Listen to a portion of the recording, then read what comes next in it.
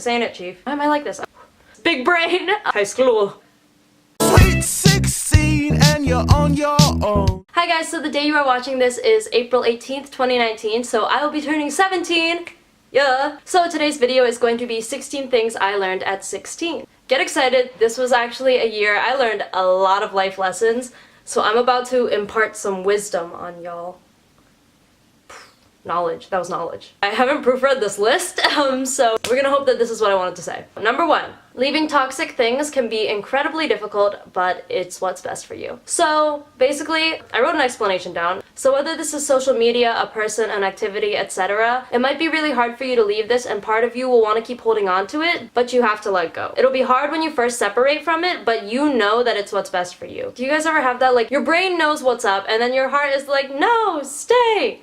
No, sis. If you know that something's toxic for you, you gotta leave it. It's gonna be really hard at first, but time will heal and it'll be all good in the end. A couple quotes. Most websites say that I don't know how to say it, I'm really sorry, said, "New beginnings are often disguised as painful endings," and I really love that quote, and I put it in my March bullet journal. Another quote was from, there were a lot of songs I listened to where I really finally understood the lyrics, or I really identified with the lyrics. I have a whole playlist of those. I could share them another time. This one's from Camila Cabello's song Something's Gotta Give, when she said, "Something's gotta change, but I know it won't. No reason to stay is a good reason to go." Number 2, cherish your childhood. This is such a big one. So many people are rushing to grow up and stuff. Stop trying to rush it. You'll grow up soon enough. You only have 18 years as a kid. You don't want to waste those trying to grow up. You're gonna be an adult for the rest of your life after that. You can be an adult then. Make sure to spend time with your family and stuff. You're gonna grow up soon, go live your own life, and you're gonna wish you cherished your childhood. Number 3, people don't prioritize the same things you do. You're like, okay, Captain Obvious, we've been new, but this is something I really realized. I finally understood how different people's priorities were from mine. Number 4, there's only so long a person can give their all to something or someone that doesn't return it. So basically, what I'm saying is, even if someone is truly, truly passionate about something and they love it with all of their heart, if they don't receive the same energy back from that activity, I guess, there's only so long that they can keep working as hard as they are, because at a certain point people get burnt out, and that's something I learned this year. Say it's a one-sided relationship and someone's giving their all to a person, eventually they're gonna burn out no matter how much they love that person as a friend or as more than that. Number 5, you'll regret all the chances you didn't take. That's a common quote you hear around. Basically, shoot your shot. It might not work, but at least you tried. Another quote to go along with that is, if you don't ask, you'll never get. I love that quote. You'll never know unless you try. Basically, life is too short to not say what you want to say. Number 6, a thick one. Don't let your heart break over high school boys. Honestly, the tea is, they're not worth it. This is easier said than done, but you kind of learn at a certain point that boys in your high school are they're not that mature, most of them. Keep that in mind. There's the rare exceptions. They're great. We love you guys. Love you. Love you. But there's the other ones. They are not worth the heartbreak, sis. That's the tea. Number 7, put your phone down and go experience life. Look up. So there's this video that I had in my favorites when I was a 5th grader. But I think I'll link it down below probably. But I remember some YouTuber talked about it, so I went and watched it, and I really liked the message. It was about, taking time away from technology and stuff and, experiencing life. You gotta make that balance. I noticed that. It's really sad when you go to a restaurant and you look around and everyone's just on their phones. I hate that. I made sure to separate from social media during this year in my life, mostly because it was super bad for my mental health, but honestly now, my phone, I keep it on Do Not Disturb basically all day.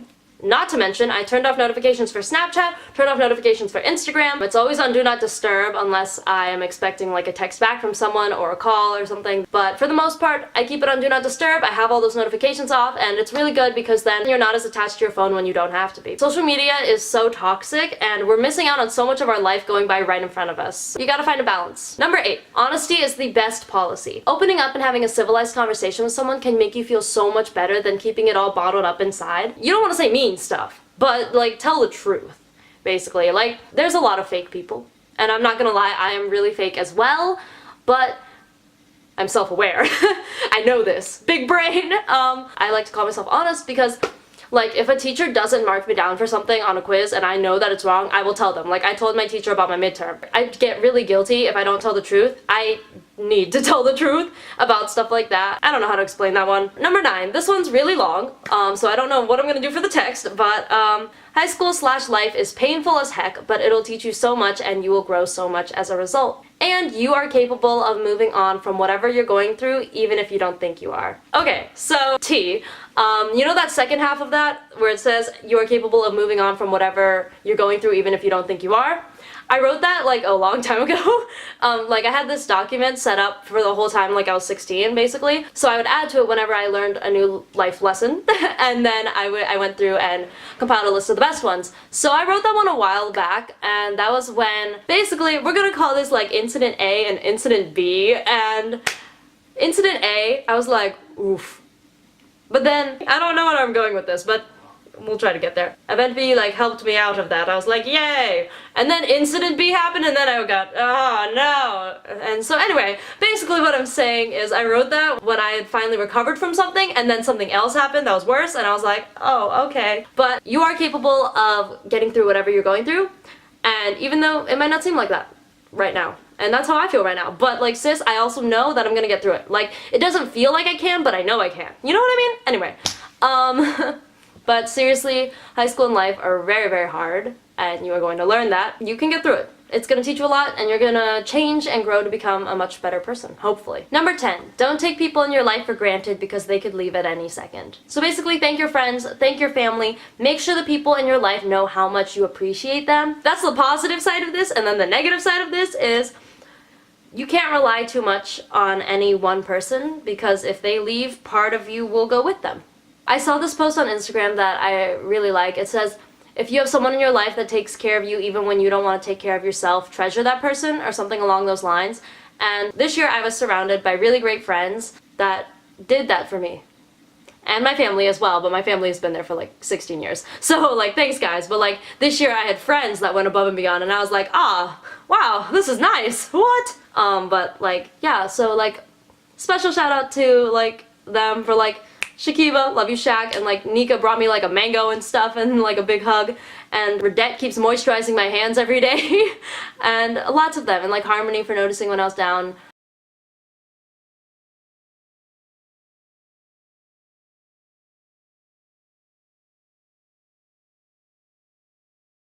I have those people in my life. My mom, my dad, all of them. I have some lit people in my life, and you gotta make sure to treasure the people in your life. Oh man, how am I gonna say this? I'm trying to curse less in March. So, number 11. That was 7. 11. Number 11, chiz changes fast. All this is one day you could be on cloud 9 and the next everything could be going wrong. Or the other way around.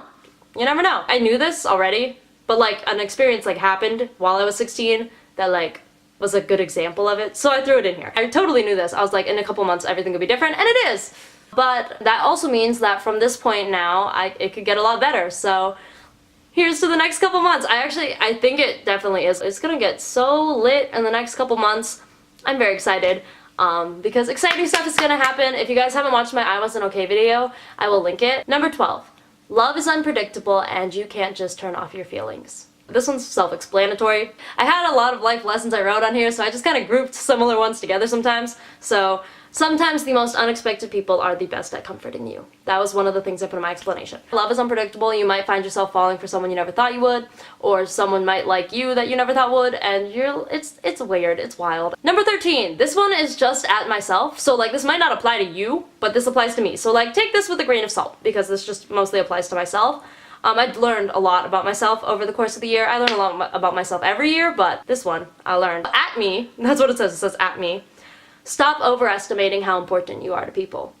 You might think, Allison, this kind of contradicts your one when you said you have great people in your life that really care about you. Basically, my explanation for this is, rule of thumb for myself, you are never as important to people as you think you are unless they show it. I tend to overestimate how much people actually care about me, and it ends up hurting me. Like, is that anyone else's like fear? Like, you think you're like close friends with someone and then you're like, it turns out to them you're just like an acquaintance, but then like it works the other way around too. You're like, oh, this person's like my acquaintance, and they're like, yo, what's up, best friend? So like, I don't know, my dudes. This is mostly for myself. I need to stop overestimating how much I mean to people because I don't mean that much to them. Number 14. This one is one that Mel Joy said in her 17th thing she learned at 17, I believe. Trust your gut. There were multiple times where I didn't trust my gut, and it wasn't good. I know what's up, and I didn't trust myself that I did know what is up. So it turned out being, you know, what my gut expected. You know yourself. I knew something was going to be a mistake, and it was. And there were many other examples. And also, this one I wanted to put in as a life lesson, but we'll just call it 14.5. I like that number. That's a cool number. No answer is your answer. Number 15. You are not obligated to return someone's feelings towards you. And then for my explanation, it works the other way around too. People aren't obligated to return your feelings towards them. Last one, number 16. Most people don't realize you're going through stuff until you tell them. There are exceptions to this. I said most people. There are a couple people in my life that are able to tell when I'm going through stuff even if I don't tell them. So, I love you guys. Shout out to like Harmony and like I forgot the other examples. This isn't like shade at people, but basically I'm just saying everybody is dealing with their own stuff and their own problems, and only like a couple really observant people will notice when you're going through stuff unless you tell them. This isn't like a negative or a positive thing, it's just I learned that people can't tell that you're going through stuff unless, or maybe I'm just good at hiding it. I don't know, because I can tell when other people are like not doing great. You can tell, but I like try to mask that. I hide it when I'm going through stuff usually, unless I'm too lazy to hide it. And so then people don't know until I like make some like angsty like Instagram post, and then they're like, oh my god, are you okay? And I'm like, huh? Take that as you will. If you're like, oh my god, why does nobody care about me? Well, I mean, they might not know that you're going through stuff, dude. Those are 16 things that I learned at 16. I hope you guys enjoyed this video, and I will see you guys in a year. Just kidding. I will be a dancing queen now. I'm very, very excited. I felt 17 mentally for like a while. Anyway, one more year till I'm an adult. Oh god, that's terrifying. Okay, bye guys.